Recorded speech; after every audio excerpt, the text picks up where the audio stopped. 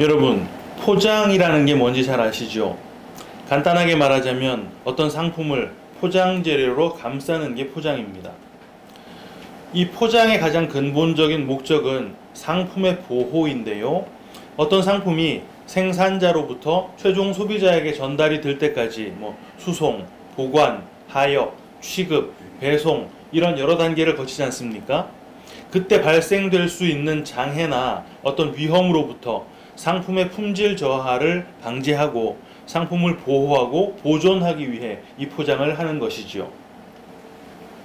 그런데 이 포장의 기능은 이런 단순한 상품 보호에 머무르지 않고 취급의 편리함이나 상품의 광고 효과 같은 방면으로 그 기능을 점차 넓혀가게 됩니다. 그러다 보니까 상품이 점점 고급화가 됨에 따라 포장도 함께 고급스러움을 추구하게 되었는데요. 당연히 포장재에 더 많은 비용이 들어가게 되면서 상품 가격 상승의 요인이 되었습니다. 하지만 결국 포장은 포장 아니겠어요? 상품을 사용하려면 포장은 해체할 수밖에 없는 것이고, 그렇게 해체가 된 포장재는 결국 쓰레기로 버려질 수밖에 없지 않습니까? 그래서 이제는 경제성이나 환경 친화성 이런 것들을 고려해서 상품의 손상이 가지 않는 한 가급적 그 포장을 간소화하는 추세로 흘러가고 있다고 합니다. 지난 시간 우리는 향유 도유 사건에 대해 그 대략적인 구도를 함께 나눴습니다. 그 내용은 나의 가장 귀한 것을 아낌없이 주님께 내어드린 성도들의 기특한 헌신이나 통큰 섬김 이런 게 아니었지요. 향유 도유 사건 자체에 섬김과 헌신이라는 것이 들어있긴 하지만 그것은 인간으로부터 하나님에게 향하는 그런 섬김이 아니라 오히려 하나님으로부터 인간에게로 쏟아부어지는 섬김이었다 그랬습니다. 향유 도유 사건 자체가 바로 문둥병자의 정결 예식에 겹쳐지는 것이라 그랬지요. 율법이라고 하는 방어 기제를 붙들고 스스로의 피부를 점점 더 두껍게 만들어서 그 두꺼워진 방어막을 통해 내 스스로가 나에게 침투하는 그 죄를 막아낼 수 있다 라고 거만 떠는 것이 문둥병이라 그랬지 않습니까? 그 문둥병에서 나음을 입은 자, 다른 말로 하자면 율법의 결박에서 자유케 된 자, 그들을 위해 필요로 했던 것이 바로 이 정결 예식이었던 것이죠. 오늘 우리는 지난주와 동일한 본문을 다시 한번 읽었는데요. 지난주 정결 예식에 관한 설명을 시간 관계상 너무 간략하게 줄였더니 그 내용을 완전히 이해하기 어렵다는 분들이 계셔서 오늘 그 부분에 대해 추가 설명을 해드리고 그 내용을 좀 더 보강한 뒤에 향유 도유 사건의 전체 내용으로 연결을 해보겠습니다. 지난주 말씀드렸던 대로 피부질환에 관한 내용은 레위기 13장에 기록이 되어 있어요. 제사장의 진단에 따라서 부정하다고 판명이 된 피부질 환자나 나병 환자는 모두 진영 바깥에 머물러야 합니다. 그러다가 그 질환이 낫게 된 사람이 있으면 그 사람을 제사장에게로 데려가고 제사장은 그 사람을 진 밖에서 진찰을 하게 되는데요. 그들을 위한 정결 예식에 대한 규례가 레위기 14장에 기록이 되어 있습니다. 제사장은 이 진찰을 통해서 이 환자가 확실하게 나은 게 맞는가 하는 것을 확인하는데요. 정말 나은 게 맞다면 이때 제사장은 사람들을 시켜서 살아있는 정한새 2마리, 백향목, 홍색실, 우슬초를 가져오라고 합니다. 이건 아직 정결 예식은 아니고 그 나은 사람의 복귀를 위한 절차인데요. 먼저 새 2마리 중에 1마리를 질그릇 안에 담은 상태로 죽입니다. 그리고 흐르는 물에다가 그 새의 피를 섞어요. 그리고 나머지 다른 한 새는 산채로 백향목이랑 홍색실과 우슬초와 함께 묶어서 죽은 새의 피가 담겨있는 그 물에 그 새를 담그는 거예요. 그럼 그 새와 백향목, 홍색실, 우슬초가 다 젖을 거 아니겠습니까? 그걸 꺼내서 문둥병에서 나은 사람에게 7번을 뿌리는 것입니다. 그럼 그 핏물이 그 사람에게 뿌려지겠지요. 그리고 나서 그 새는 들판으로 날려보내는 것입니다. 그렇게 한 뒤에 그 사람은, 그 당사자는 옷을 빨고 몸의 모든 털을 밀고 몸을 물로 씻는 것이지요. 그럼 이제 이 사람은 정하게 되는 것이고 당연히 이제 진 안으로 들어올 수가 있게 됩니다. 여기까지를 보자면 그 새 두 마리가 뭘 의미하는지 확실히 보이시죠? 예수라는 새가 죽어서 흘린 그 핏물에 나라는 새가 담겨져서 함께 죽은 자로 여김을 받고 자유케 되는 이야기입니다. 밭에 있는 두 사람 중에 한 사람은 데려가고 한 사람은 버려둠을 당하는 이야기. 맷돌 갈던 두 여자 중에 한 사람은 데려가고 한 사람은 버려둠을 당하는 이야기. 양과 염소의 자리를 바꿔치기 해서 양이 죽고 염소인 우리가 살아가는 이야기. 우리가 앞서서 다 확인을 했었던 내용, 바로 그 똑같은 이야기가 나오는 거예요. 백향목, 홍색실, 우슬초 이런 장치들이 등장하는 이유도 두말할 필요가 없는 것입니다. 십자가에서 보혈을 흘리며 죽으시고 그 피를 죄인에게 발라서 정결케 하시는 내용을 담고 있는 장치인 거예요. 아무튼 그렇게 진 안으로 들어오게 된 이 문둥병에서 나은 사람은 이제 장막 안까지는 못 들어옵니다. 진 안에까지만 들어올 수 있고 아직 장막 안에는 들어갈 수가 없어요. 그래서 그는 그 장막 밖에서 7일간 머무르게 됩니다. 그 7일의 마지막 날, 7째 날이 되는 날, 그 사람은 몸의 모든 털을 다시 밀게 되는데요.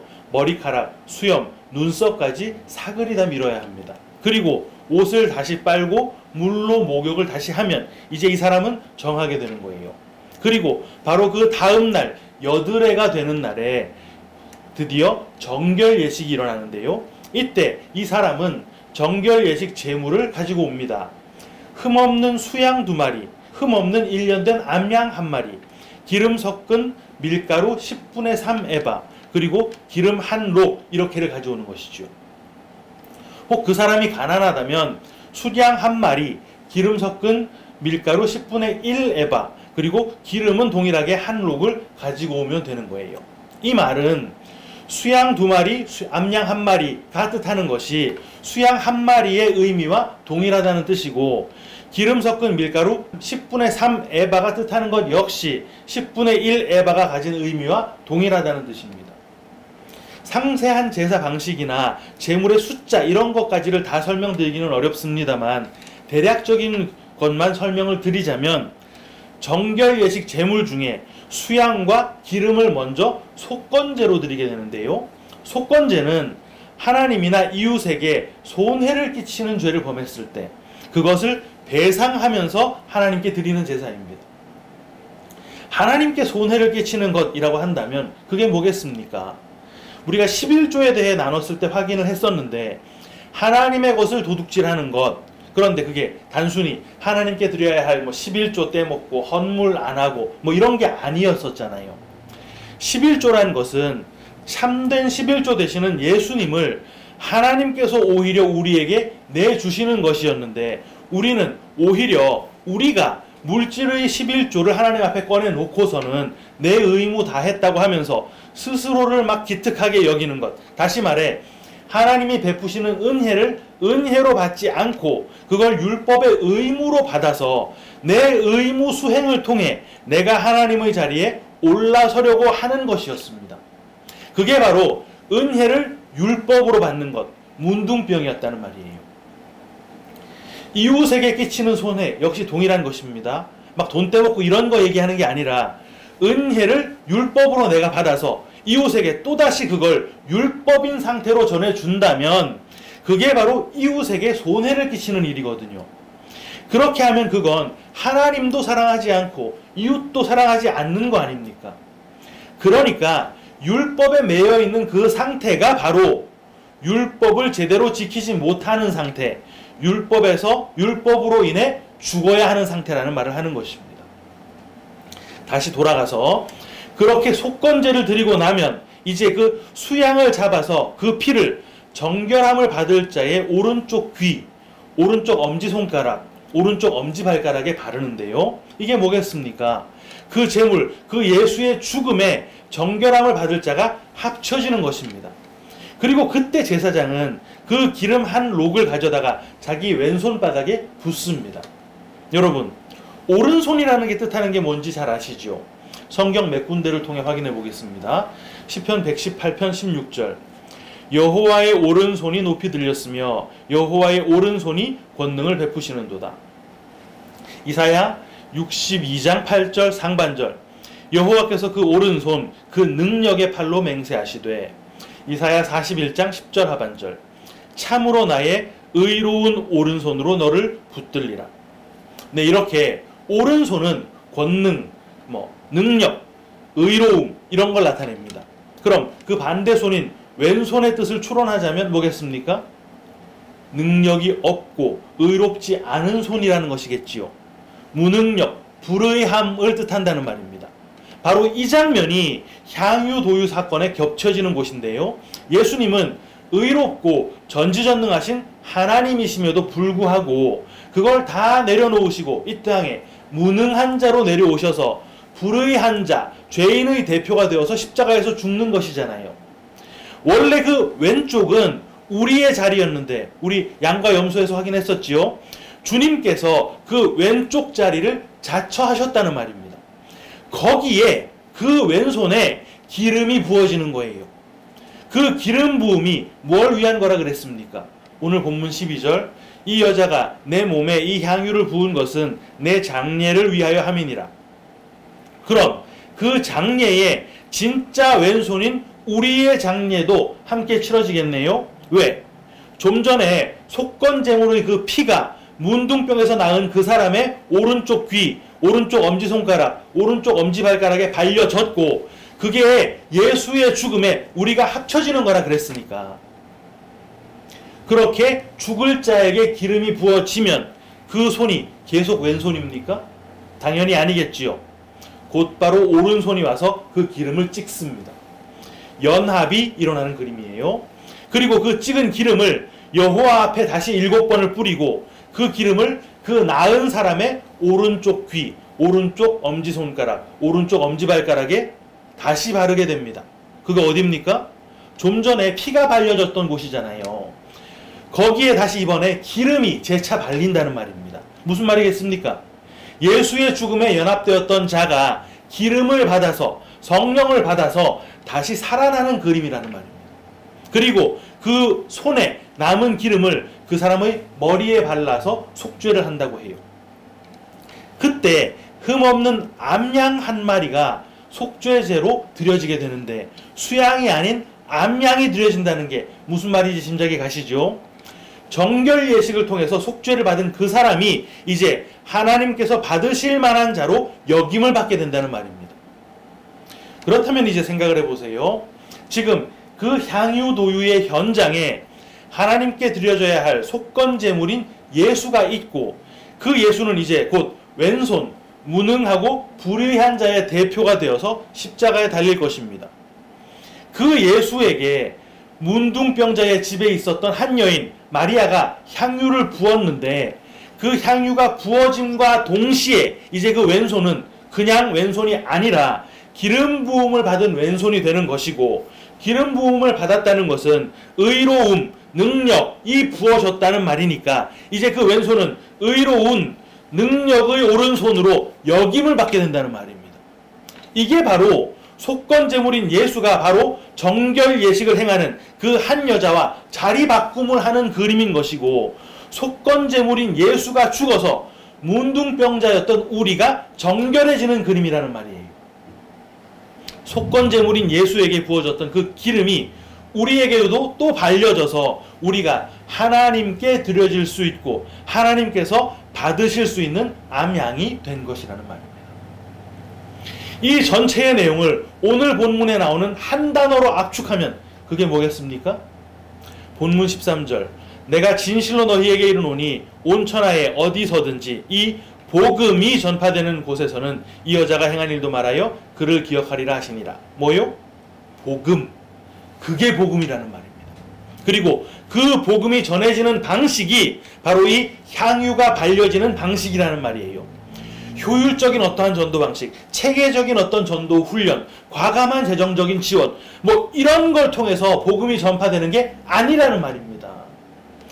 왼손에 부어졌던 그 기름이 우리에게로 전해지고 그 기름이 우리 머리에 발려져서 우리가 바로 기름을 가진 자, 다른 말로 성령을 가진 자가 된 것이잖아요. 이거 앞서 확인했던 마태복음 13장의 표현으로 하자면 그거 뭐겠습니까? 천국의 제자 된 서기관. 마태복음 13장 52절.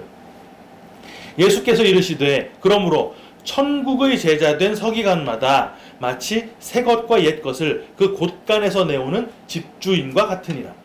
그 곳간이 뭐라 그랬습니까? 기억나시죠? 테사우로스, 보물창고라 그랬습니다. 우리에게 기름이 발려지면, 다른 말로 우리가 성령을 받으면 이제 우리는 마치 해라 하지 마라 라는 식의 율법처럼 보이는 그 말씀을 봐도 그게 율법의 짐이 아니라 그 안에 숨겨져 있는 진짜 보물, 은혜를 볼 수 있게 되는 것이고, 그게 바로 그 보물이 들어있는 보물창고의 집주인이라는 말이에요. 그런데 그 집주인은 뭘 한다 그랬습니까? 새 것과 옛 것을 그 곳간, 그 보물창고에서 내온다 그랬잖아요. 구문에 쓰여있는 율법 안에서 그 은혜를 발견해내고 그것을 모조리 가지고 드러낸다는 말을 하는 것입니다. 그거 내오려면, 다시 말해 그 보물이 우리에게서 나와서 드러나게 되려면 그때 동반되는 거, 필연적으로 일어나는 거 뭐라 그랬습니까? 나의 깨어짐이잖아요. 고린도후서 4장 7절. 우리가 이 보배를 질그릇에 가졌으니 이는 심히 큰 능력은 하나님께 있고 우리에게 있지 아니함을 알게 하려 함이라. 그 보배가 드러나려면 우리라는 질그릇은 깨져야 한다는 말입니다. 복음이 전달될 때 그 복음을 담고 있는 그릇인 우리는 이제 깨지는 것이고 그 복음은 비로소 흘러나와 전달이 된다는 말이에요. 오늘 본문에서 그렇게 깨지는 게 있었는데 뭐였습니까? 옥합이었지요. 옥합은 눈에 보이는 것이고 그 안에는 지극히 귀한 기름이 감춰져 있습니다. 그런데 그 옥합이 깨져서 그 기름이 예수에게 부어졌을 때 그 첫 그림은 문둥병자의 정결 예식이었죠. 하지만 이제 그 정결 예식을 통해서 문둥병자, 죽어야 할 자, 부정한 자, 저주받은 자가 나은 자, 생명을 가진 산 자, 정결한 자, 기름 부음을 받은 자가 되었네요. 이 말은 이제 교회가 바로 그 옥합이 되었다는 말입니다. 눈에 보이는 그 껍데기 안에 기름, 성령, 보물, 생명 이걸 가졌으니까 그 생명, 그 기름, 그 보물을 꺼내 놓으려면 이거 오늘 본문의 표현으로 하자면 그렇게 바꿔 말하면 뭐요? 복음이 전파되려면 그때 그 껍데기, 그 옥합은 깨져야 맞겠지요. 바로 그 깨지는 옥합처럼 이 여인이 지금 율법에 맞아 깨지고 있는 것입니다. 거듭 말씀을 드리지만 지금 이 여인이 이 모든 걸 다 깨달아서 스스로가 그 의도를 가지고 이 일 행했다는 말 하는 거 아니에요. 본문 8절 9절 제자들이 보고 분개하여 이르되 무슨 의도로 이것을 허비하느냐 이것을 비싼 값에 팔아 가난한 자들에게 줄 수 있었겠도다 하거늘.